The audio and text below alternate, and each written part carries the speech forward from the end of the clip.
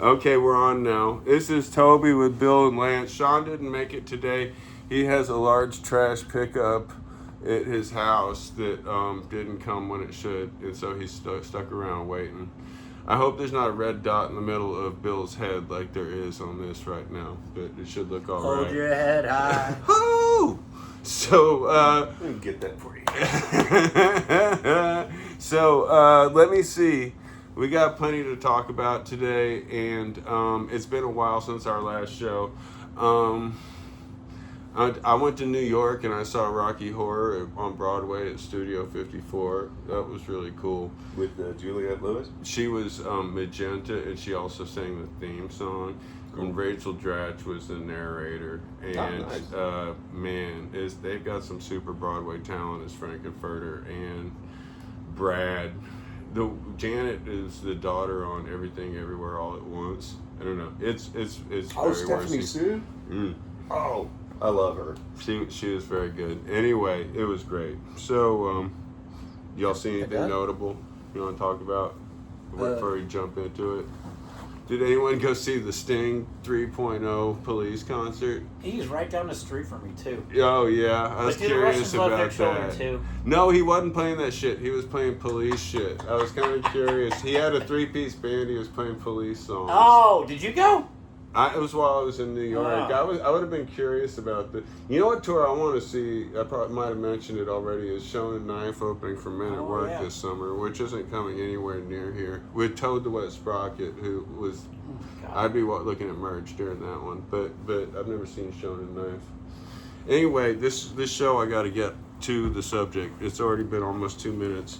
So we're going to talk about the Ramones. We're going to talk about April March. We're going to talk about the Sleeveens. And we're going to talk about King Crimson. And are we going in alphabetical order? No, let's get King Crimson out of the way. Okay. All right. Bill's done his homework. Don't let me take over the coffee again. This was super pro. Okay, so here's a record store day release. It's King Crimson, 1974 at Penn State University. And it's at the fucking... Recreation Hall at University Park, June 29th, 1974. Now, it turns out Lance already had this concert. Where do you have it? As part of the King box set. Crimson Road to Red Enormo box set for nerds like me. It is, what is it, disc 17, which you wouldn't be able to see. Oh my God. Yeah, disc 17. This is all the spring to summer stuff they did in the U.S. That they have recordings of, and so it's the exact same set. Okay, so I have this show, which is the night before at Casino Arena in Asbury Park, New Jersey, and that is it was the night before, and I've listened to both. I was actually nerding out because So let's get to the back up to the history on this a little bit. Now, this is my favorite era of King Crimson. Do you feel the same way? It's their Macho Prague period. I'm not sure I have a favorite. I really, but this is the era I came into them on. Mm-hmm. Unlike a lot of people I know are younger than I am who insist on Adrian Belew being there, which is great. But yeah, I do like this era. I got in on Discipline when CDs came out. My brother John Paul, that was the first CD he bought, was King Crimson Discipline, and I was solidly new wave. And I remember distinctly not liking In the Court of the Crimson King when I heard it way back in the day. It sounded so overblown to me. I probably could appreciate more. I can appreciate right, this is on the eve of the band recording the album Red in 1974. They're actually touring Large Tongue and Aspic, or I'm sorry, they did 3 albums right in a row. Starless and Bible Black is what they're touring. Starless and Bible Black. But they're doing songs from Large Tongue and Aspic in Starless and Bible Black, and the only old song they do is 21st Century Schizoid Man, the set closer, and there's 2 improv sections, and if you listen to, well, first off, the song Starless, which is actually on the album Red, is on this. They were playing it on the tour already, even though it should be on. It reminds me of the song House is a Holy on Physical Graffiti, how it's like the title track from the album before is on the next album. And it's now the opening song on the movie Mandy. Man, Shelley really hated that movie. She, like, when we talked about watching movies, she was like, as long as it's not like Mandy. Oh, wow, I forgot. Yeah, I think Michelle might not be a huge fan.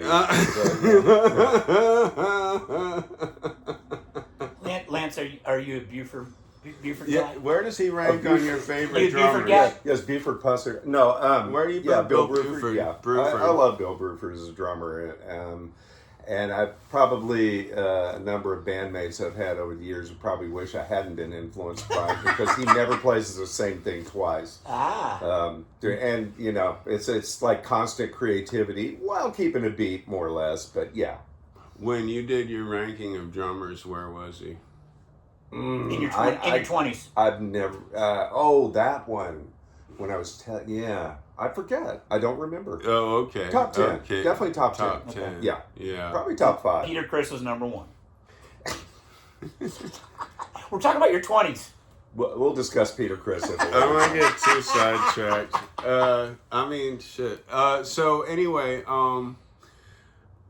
so you're saying this is an unnecessary album if you have the box set? Well, it was unnecessary, yeah, and I did. I hurriedly pulled. But pulled I've this off never the seen shelf this box set. Okay, yeah, it's right there. Let me check the track listing, and yeah, it's exactly the same. Okay, so what I'm. This is like the golden age of the recording industry, as far as I'm concerned, because they had the mobile recording truck following the Prestige Act around on tour, and all the big labels had like a handful of Prestige acts that were never intended to even go gold or platinum. Isn't that right? Live at Leeds is like that? Is it from a truck? Oh yeah, this is this is the mobile sound truck. It says it on. It's not. If it was in England, it would be the Rolling Stones truck that they own, but it's not. It's owned by something mobile recording unit. Yeah. But it seemed to be getting a lot of these shows, and like this is a band that was like scraping the bottom of the top 40, and it just seemed like what a great time for music that they had the fucking mobile truck recording all these shows. If I could pull this up one more time. Yeah. Right before this box set, there's another one called Starless, which is also, that's European shows from earlier in 74. A difference there is they were headlining those shows. These shows that are in Road to Red and this show, they were part of a 3-band bill. So they're playing shorter sets. Okay. I looked it up. I was trying to figure out which show I would have rather been at. Because this was like in the last 4 shows they did before they broke up. Because after this they recorded Red, and then they broke up. Yeah, Robert Fripp had discovered the Gurdjieff teachings through J.G. Bennett and all that, and rather famously told John Wetton and Bill Bruford that he wasn't going to make any decisions about the recording on Red, that it was up to them. So he plays on it and is fully there, but was kind of checked out even by that point. And David Cross had left the band by then as well, so they were basically a trio with a few people came back like Ian McDonald and Mel Collins. Okay, a lot of the reason that I prefer this era of King Crimson to the early 80s Adrian Belew is just that I love John Wetton's bass tone. Like, it's phenomenal. Wetton was a monster, and unfortunately, maybe due to Asia, whatever, he's kind of not thought of in the greatest light, maybe. Well, by, I'd like by to back up people. about this Court of Crimson King thing. Yes. I'm to a fault, like a Moody Blues fan. Yeah. I love that sappy stuff. I love that song. Yeah. I love that song as a kid. But having said that, I didn't really think about him until Discipline. Right. That was my gateway, and then I went back. Yeah. And I thoroughly enjoyed it. I think all of their periods are good and different, and they're all. I loved listening to this. It was really good. What's interesting for me was my gateway. was a best of 2 LP set called A Young Person's Guide to King Crimson that came out in 1976. I still have the vinyl with the booklet inside and everything. But what was interesting about that was 21st Century Schizoid Man was not included on it. So I had not even heard that until I bought In the Court of the Crimson That's the one all the King. punk rockers attracted to. Like anybody that did, Okay. you know, the tough metal guys or anybody, they always cover that. Well, I always liked the album Red. I had it in high school and on cassette. And to me, it sounded like fucking the stuff, the kind of riffs Greg Ginn was doing in later Black Flag. You know, you can see the time. Yeah, you can the hear real it, dissonant, heavy riffs. Especially when and you find out he's a deadhead. Yeah, but I mean, it was totally right up my alley, you know. And then, I mean, it was so influential, like, whatever. You could tell In Utero that, like, Kurt Cobain was really into that shit, you know. And, and I like John Wetton's voice. I want to go back. He's got a great voice, and I wish yeah. I didn't associate with, like, you're leaving now, it's in your eyes. Like, I don't Agreed. know. But Agreed. I'm glad he made all that No, money. Well, it's like Asia is so funny because you get all of these. It's a super group of prog rock monsters, and you're like, oh man, this is gonna be killer. Yeah. And it's you're leaving. This is true. 1982, I was up here for my first adult visit to Austin from the Valley. I was hanging out with some buddies of mine. We were all into prog rock, and the first Asia album comes out. And one of the guys brings it to the house, like, hey, it's out, blah, blah, blah, and puts it on, you know, and it's kind of, I wish there were like a camera or a video of us as our faces just kind of do this and kind of, like, wait, something cool is going to, no, I guess it's not going to happen, you know? Yeah. I kind of have a theory that what sounds best is people playing way below their ability. You know what I mean? It's like, I could be doing anything, but I'm choosing to, you know, play this trite shit or whatever. But anyway. But that disappointed story reminds me of Keith Moon was so into the Beach Boys, but the Beach Boys stuff. And then Bruce Johnson comes over to England. I got the acetate of the new album in Pet Sounds. And he's all excited. They put it on in his mouth. No fun. I had some friends have that exact reaction when fucking Danzig came out, you know? I mean, they were like, whoa, huh? Yeah. What, all of a sudden we're in strip bars? They went off, Reggie. That was a deal breaker for a lot of folks. So anyway, and I also love John Wetton's work, and me and Bill's favorite Uriah Heep album, Yeah, that's right. Return to Fantasy. Well, what do you think about remember- UK? Anybody know UK? UK was awesome. I saw UK in 1979. I might have brought that up last time. No, you did not. Oh, okay. I have not. Along with Jethro Tull. But anyway, 1979, Sam Houston Coliseum. I saw Jethro Tull with UK openings when Terry Bozzio had joined and Alan Holdsworth was gone. They were just doing the power trio with keyboards thing. I would just know UK because they're always into cutout bins. And it's like, to me, that this is cheap then. No one likes it. So I never had anybody turn me on to them. I think, and it's been said by many people, that the first UK album is probably the last great, like, prog album of that period, 1978. Yeah, Nice. and I would tend to agree with that. All right. Now I want to hear it. What's your favorite King Crimson album? You have one? You can't do that. You can't do that. Sorry. By decade, what's your favorite King Crimson album from the 70s? From the 70s, Large Tongues and Aspic. Okay. Large Tongues and Aspic has the most amazing bass tone. Like, I remember putting that on. I think I shook the walls the first time in my bedroom. Yeah. It's like the first time I put that on, with that first whatever, when they start rocking out in part one. Yeah. Large Tongues, it's just like, oh my god. Anyway. Yeah, John Wetton's one of my is my favorite prog rock bass player. But anyway, so awesome. So this is great, and I think it's sold out, right? Because it was like, but you can get it other places. Anyway, this might be sold here's out, what I was I'm going not to sure. say. You said That's definitely sold out. You said it was a 3-band bill, but from what I could look up, because I was trying to see which show. Okay, first off, I was nerding out because each show has improvs on it, you know? And I'm like, have this thing like, how many improvs in a row can you do before you start doing the same thing, you know? So I was listening to the improvs, like how similar. It's kind of like having a freestyle rap. If you have a freestyle rap in your section every night, after 5 nights, you're gonna be like, you're gonna have one of 5 phrases you start with, right? Yeah. Yeah. So, but anyway, but they seem to be really fucking out there on the fucking when you try to compare it because okay, on the album Red, one of the last 4 shows they played was Providence, and then I think the last one was in Central Park.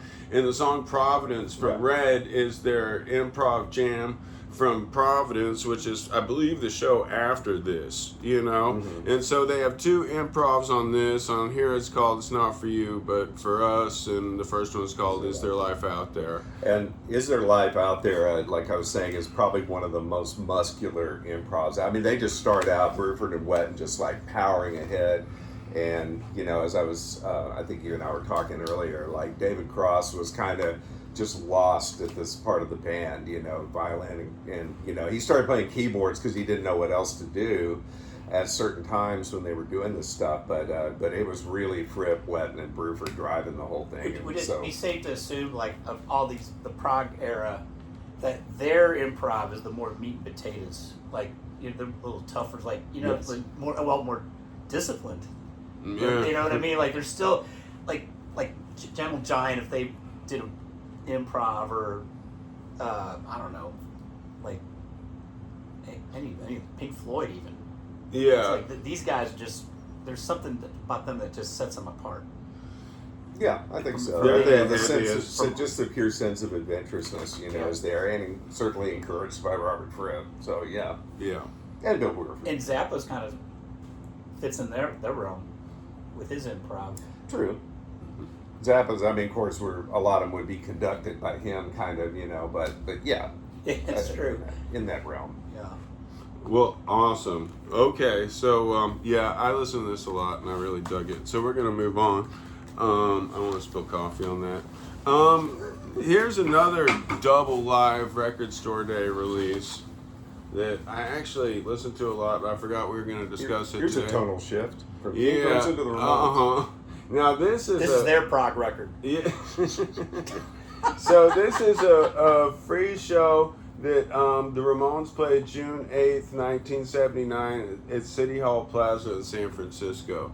And the Ramones have been doing, like, every record store day seems to have a new live Ramones album, and I really like this one.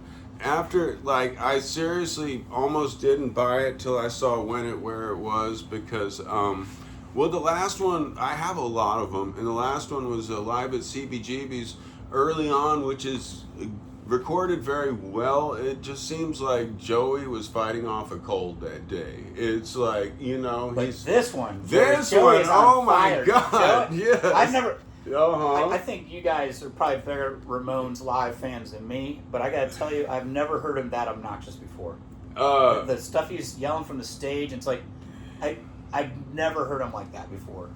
It blew me away. It's such a great era because, like, they've just put out Rock and Roll High School. They're promoting End of the Century, and they're doing a lot of songs from Road to Ruin. And it's as you can see, this is a big outdoor show. So it's like put on by a radio station or something. God damn, it looks like fun. I saw the Ramones at the what do you call it, Aquafest? Yeah, I was there. You was there, and that was like the biggest crowd of that tour. Like, it was written up in the book. Yeah. Like, they played to 40,000 people at Aquafest or whatever it was. Great. Yeah, Tom Tom Club and Debbie Harry. Anyway, this is probably, if I could pick an era I wanted to see the Ramones, if I could go back in time, it might be right here. You know? Absolutely. They're at full power. They're fucking killing it, and I mean, just they're doing songs like I'm Against It, I'm Affected.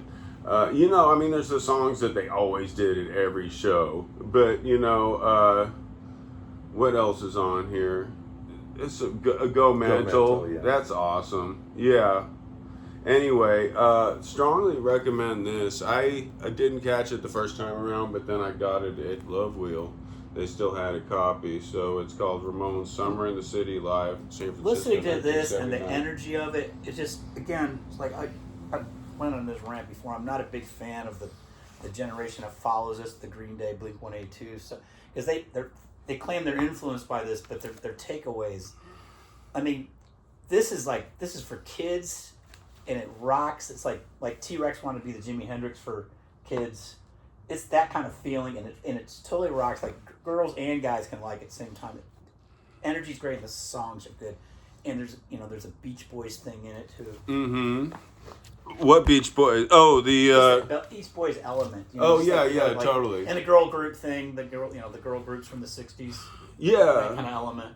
I mean, I just I'll never get over having my mind blown by the Ramones. And you know what? This actually is going to bring me to a segue into talking about the Sleeveens because okay. Perfect. Because I was talking with Ryan Sweeney, the drummer from the Sleeveens, who's actually like, excuse me, like the go-to punk drummer in Nashville. He plays for the Shit Dells. He played for Cheap Time. He plays for Gross Motor, and he plays for the Sleeveens. Now, this is the first Sleeveens album. I don't have the new Sleeveens album. It's called National Anthem. Now, we've all listened to it a lot. I pre-ordered it from Goner. I'm not throwing Goner under the bus because I pre-ordered it with the new Guitar Wolf album and a bunch of other stuff, which doesn't come out till June 8th. And so I'm getting the Sleeveens album kind of late, but it looks like I'm getting the Guitar Wolf album like 3 weeks early or something like that because it's in the mail. But anyway, so this is their first album. The new album's called National Anthem. And this is I've seen this band twice. So here's what I was talking about with Ryan Sweeney, who's such an awesome drummer. We went to Nashville, and he was just like, yeah, just jump on my set, and like, snare included. I don't know drummers. Like my drummer Aaron's telling me like, let another drummer use your snare is like letting someone wear your jock strap. I mean, it's just like it's. But he Kudos, was cool Aaron. with it.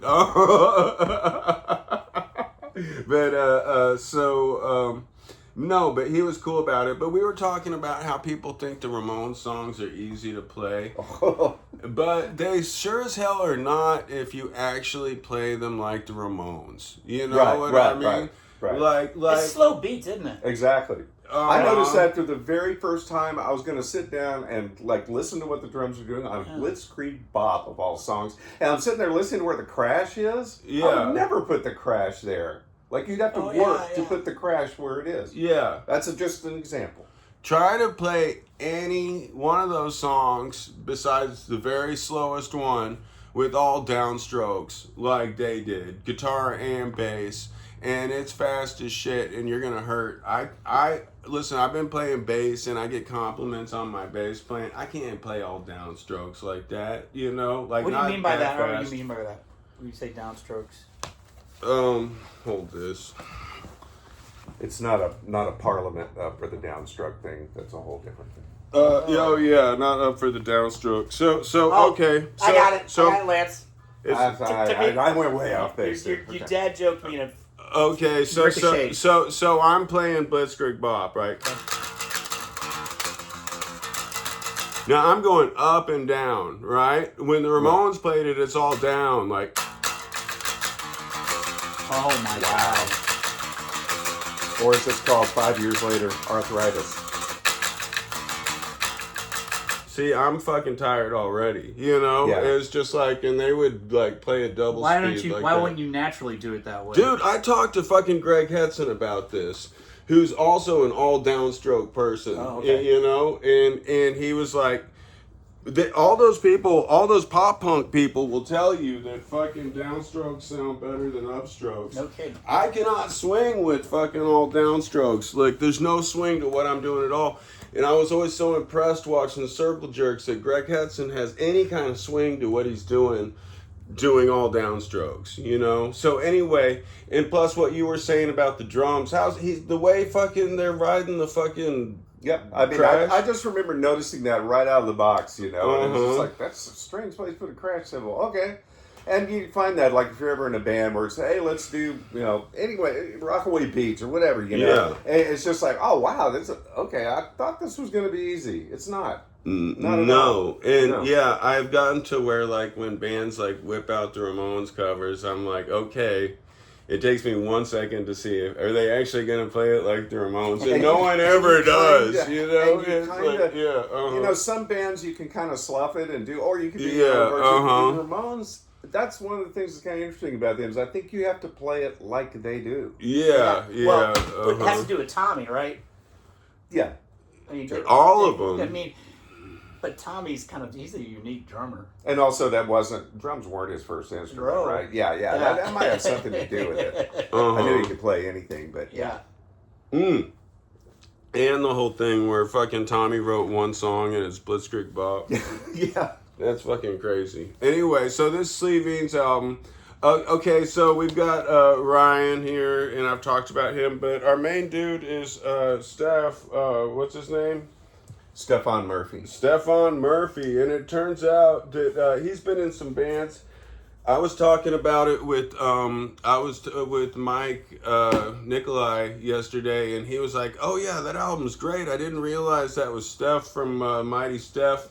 He's like, "I've done sound for him multiple times." So I, you know, it's funny because like some new act will come into your, you know, perception, but like the people have actually been around for a while. They're just like hitting the right combo right now. Or maybe, you know, I went and listened to Mighty Steph, and it's more of a Irish folk, more of a posy kind of thing. Right. And this is like, let's actually talk about what this sounds like. There's a song on here called Nine Counties Punk.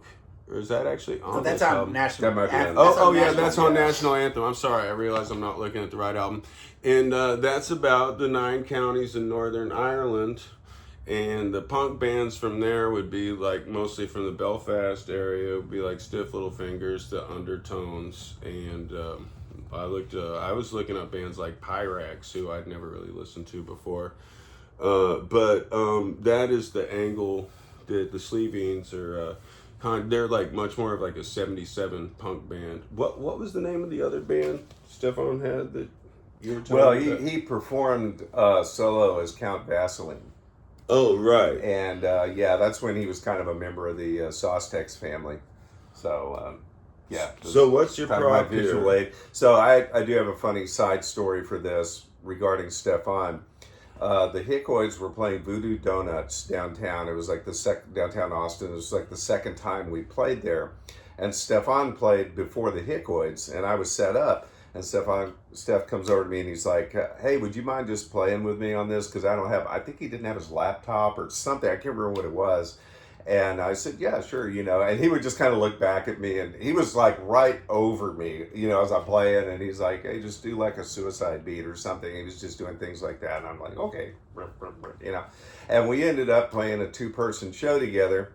And it was about 105 degrees in Voodoo Donuts. And I've got to say that I didn't clean my cymbal immediately. And these black spots right here are Stefan's sweat. Wow. Yeah, that's today's brush with rock starness. Wow. And I please don't let that be a testament to how I don't take care of my equipment, because I did try to wash that cymbal later, and I didn't know that was a cymbal thing. Just stained. So Steph's sweat is on my ride cymbal to this day. I didn't know that was a thing. If sweat got on there, you got to wipe it off. Oh, dude. He was he was just dripping there. It was like 105 degrees of Voodoo Donuts. Yeah. Just that sentence alone. I used to have to go over all my shit, me and Sean, with the rubbing alcohol and a Q-tip, like after Blue Flamingo shows, and people throwing Yeah. But so the Sleeveens album. Okay, so there's some really great. I keep looking at the wrong songs because I'm holding up the wrong prop, but there's some really great songwriting here, and it's like the old tried and true songwriting strategy of good storytelling over basic chords, right? And I first of all, that was my first album. Was that the national anthem was like the first time I hear them. Really enjoyed it. I was like immediately I heard some. Oh, it sounds like the Ramones. But then after you like second listen, it's like no, there's guitar solos. There's so much more going on here. Yeah, I felt like that with the first song. I can't remember the title of it now. Yeah. But the first song, I'm like, because it's got the whoa, whoa, whoa, whoa, whoa, like that sort of thing. And I was just like, wow, okay, that was pretty Ramonesy, you know. But then after that, no, it's its own thing. Well, the title track at the end, that's killer too. Yeah, I love that album. I love it a lot. It's really great. Yeah, it's got great songwriting, and I've seen them twice. They're kind of a regular at Donnerfest. They've played the last 2 years, and they're going to play the next year. And they're a fan favorite. But I don't know how well he would take this. But there's this thread also besides like the 77 Irish punk thing. That it's the fucking storytelling. Is kind of reminds me of like Phil Lynnett's like influence of Bruce Springsteen. You know what I'm talking about? Yeah, definitely. It's like the Gaslight Anthem. I haven't heard that. That's their thing. Storytelling and in the Jersey. So, but he does it in a really blue collar. He does it. I noticed like where like he doesn't tell you the full story, so you kind of like to ask him some questions, about the full situation going on. But it's just enough. It's like general enough to where, you can kind of put yourself in the situation a little bit in your head or whatever. You know what I mean? Because sometimes. Like, I think when you're writing songs and telling stories, sometimes I think it takes away, like, if you actually throw a name in there or whatever sometimes or whatever. I like it. It has to be a good strategy of just, like, general enough. And yeah. I mean, when I first heard National Anthem, I was like, okay, these guys aren't idiots. And I mean this in a great way. There's a Springsteen sincerity to it with the storytelling. Yeah. You know what I mean? I love it, and it rocks. It's a great album. I think a lot of people could get into it, and I'll actually be able to show it on the next show. It's the first that I actually don't have the record. Late. Yeah, so we're gonna move on after talking about the Sleeveens. And their guitar player actually, I was reading, or he's actually their bass player. Was actually the guitar tech for Stiff Little Fingers. And there's another band, there's a huge influence you can play, Stiff Little Fingers. I need somebody to gateway me that. I've never heard something good. I don't like what you've heard. Stiff Little Fingers, not impressed. Someone tell me a good song to listen to. Alternative Ulster? Okay. I got a promo of the box set of the first album. Motard's totally ripped off Alternative Ulster on a song we did on our second album. We didn't totally mean to do it, of course, but we did it. Anyway. Oh, you know what other Irish punk band I totally ripped off? I was so frustrated trying to write songs for Richie White's, and they kept rejecting songs. And I wrote this song, and I didn't realize until we were recording it that I had completely note for note ripped off Teenage Kicks by the Undertones, which the really embarrassing part was we had covered that with Secret Lovers, and like I was like, no, I didn't. Yeah, and then my favorite Undertones album is Positive Touch. Julie Ocean. Oh yeah. Love it. Anyway, so this brings us to April, March, because we're in also, I was going to bring this up. Here's another band that Ryan's in, the Shitdells. Anyway, this is much more raw punk. Anyway, so,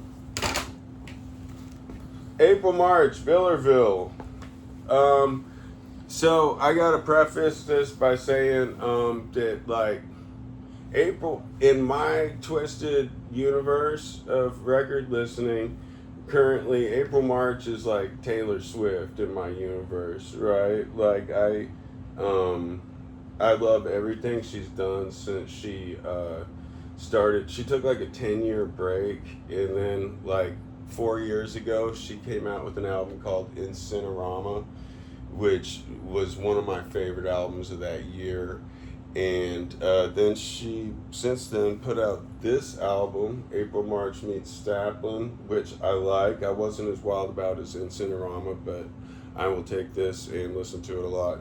And then Villarville, which is the new one, which was a Record Store Day release. Only 750 of these, but I think that's also including the last song on here. But it's very much... What did y'all think of this record? I loved it. This was.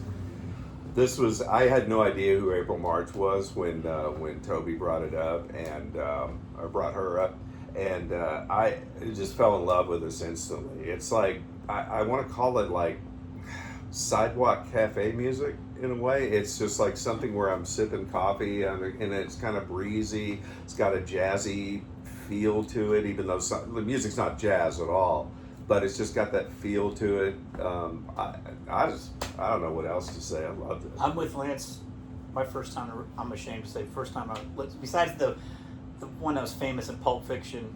Chick Habit. Yeah, besides that was really my first experience of listening to an album. I enjoyed a song in Pulp Fiction? Yeah, she's got a song that you have heard. It's not in Pulp Fiction. It's in Kill Bill. Oh, sorry, Kill Bill. Oh, okay. Yeah, I knew it was Tarantino. Yeah, and like it's like what I'm sure it's 99% of her publishing. You know, yeah. It's you've heard it. If I put it on, you'll know exactly. So it's the same she also I've been aware of her. That French pop. Mm-hmm. It's French pop music. It's like 60s French soundtracky pop music. And I was looking it up. And so she used to be an animator on Ren and Stimpy. So I was like, it turns out she's y'all's age and she's got 5 years on me. But she looks great. But sorry, guys. Head up. But dude, you know what? I was looking her up on Setlist FM, and there was only like 9 shows ever. So I'm gonna put that into the accounting of why she looks so good. Is that she hasn't played every fucking dive bar in the U.S. You know? Yeah, that was the thing. It was stunning. It just she's how old now? That's why I don't look that good, because all those dive bars. Dude, because I played the Blue Flamingo more than any other person. That's why I look like that. Anyway. That's why I look like this. There's a song there. Anyway, I love this record. I like Surfing Castafiore, which is I guess the single they released. It's hard to hear this whole album on YouTube. Yeah, I tried. I do not have a copy of this. I listened to maybe half the tracks. Okay, so you impressed us with your French before. What's Castafiore? That's not French. All right. That's Italian. It's probably Italian. Yeah. It's the opera singing character lady from Rin Tin Tin. Oh, okay. That's when I typed it in. That's what it told me it was. Italian? Okay. Yeah. Oh yeah. Okay. But I could tell by there are plenty of French titles on the other record you held up, and I had heard that she's quite the Francophile. So. Oh yeah, everything. She's like from New and by Jersey. Franco, not the dictator. Yeah. Yeah. That's your green stripe, Torreon. Yeah. Yeah, it's all French pop music, but she's American, but it's a lot of it's in French. I just can't get enough of it. I know Invisible Flowers. Yeah. Palomino Richmond. Anyway. Sorry, enough with the French. Now he's showing off. Yeah. So preparing for Montreal this summer. This is probably the album I've listened to the most out of all the albums we've talked about. Is just I put it on and it puts me in a great mood. I love the light, breezy French pop style.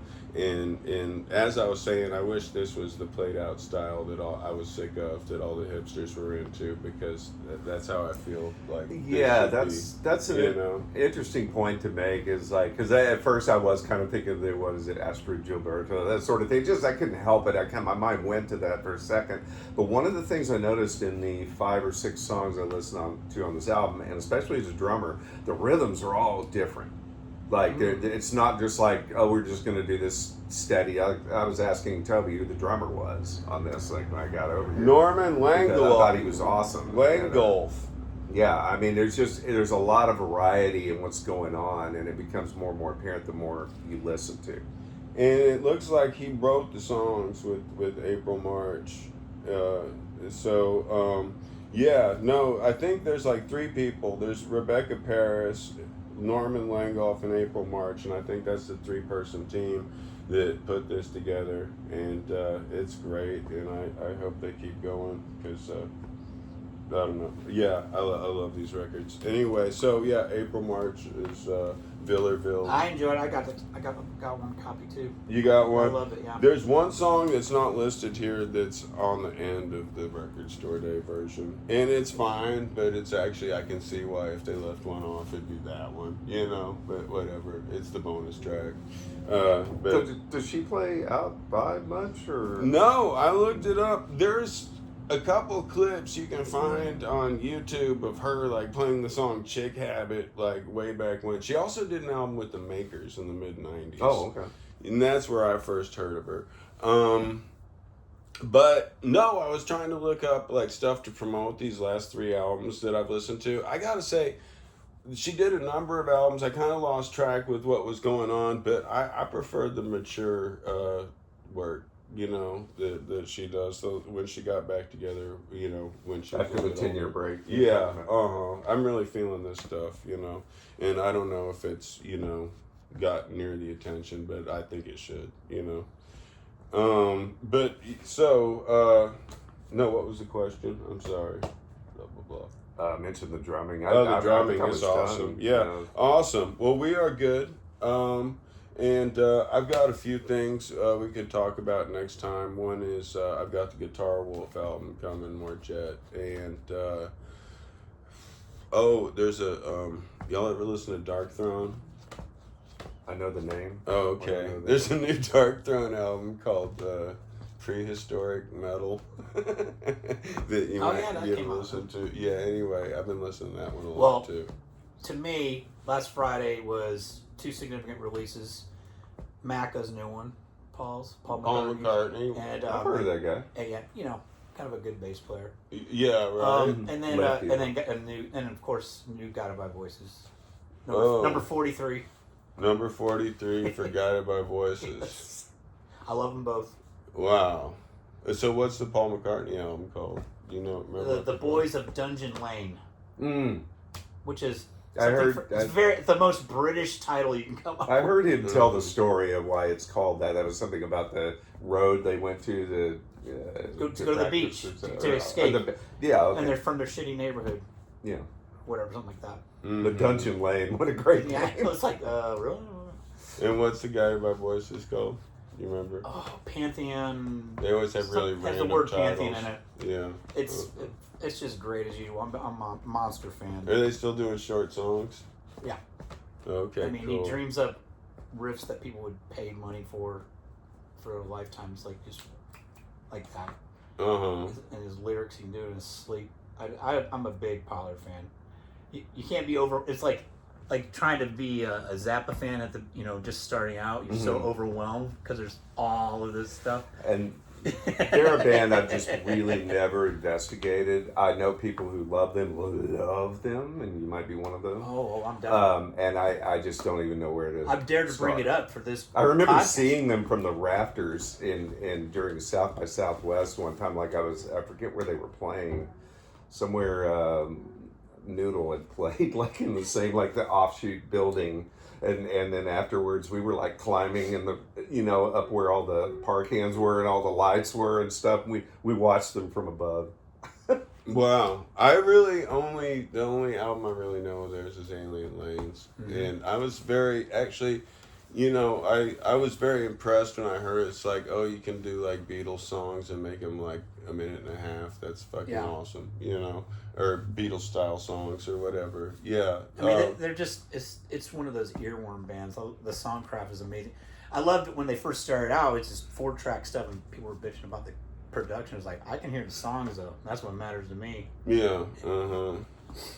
Well, awesome. Well, cool. So maybe we'll be talking about some of that. So Dark Throne, Guided by Voices, and Paul McCartney. If you make me listen to Dark Throne, you have to do Guided by Voices. That's the deal. Okay, Dark Throne, Guided by Voices. Okay, that sounds good. And I'm going to blame you, Bill, if I get sucked in. Okay, well, thanks for joining us, and I really appreciate it. And He's about to see Boosters, which I saw as killer movie. Yeah, me and my... Oh, yeah, I went up to NYU graduation. Darlene, if you watch this show for a while, graduated from film school there, and it was awesome. And there was a great speech. I went to 2 graduations, but the School of the Arts graduation in Radio City Music Hall. Laura Dern gave the commencement speech, and it was a phenomenal speech. It's one of the best speeches I've ever seen. What a pro, you know? Like, you couldn't tell if she was like going off the teleprompter, but there's no way she could have been that clear-headed for 45 minutes in such a linear progression, you know. But I'd like to say one final thing. Yeah. I think Lance and I look great from playing on all those dive bars. Oh yeah. Lance is in 4 bands right now, right? You're playing the most. I'm sorry, I keep bringing up the age thing, but hey, here's the challenge. There's probably some blood on this too. Yeah, anyway, it shows character. Anyway, we're out. Have a good one. Thank you. Bye-bye.